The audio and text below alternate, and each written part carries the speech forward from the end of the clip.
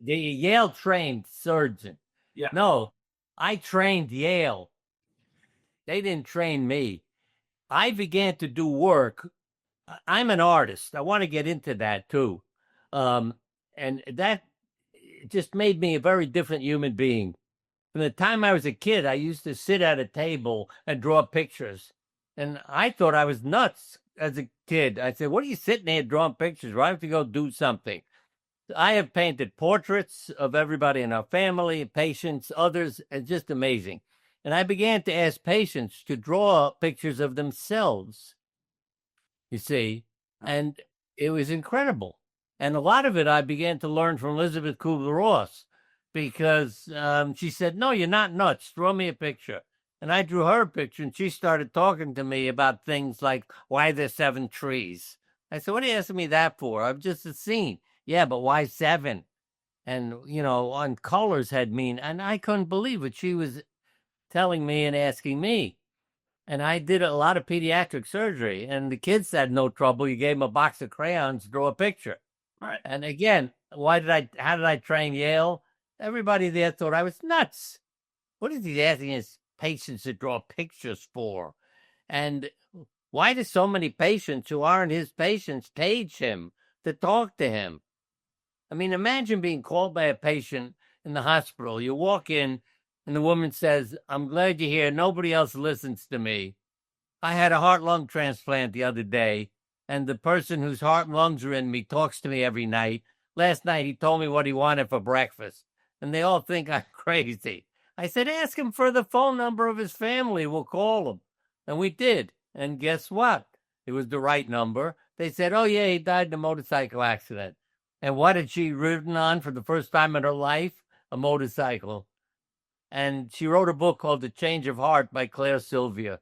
But I never would have learned about it if I weren't crazy. So I would do all this pediatric surgery. And when the parents came in, I tell them either before they came to get your kid to draw a picture of themselves in the operating room and their home and family with crayons. You had to have all colors, they have meaning, and bring them.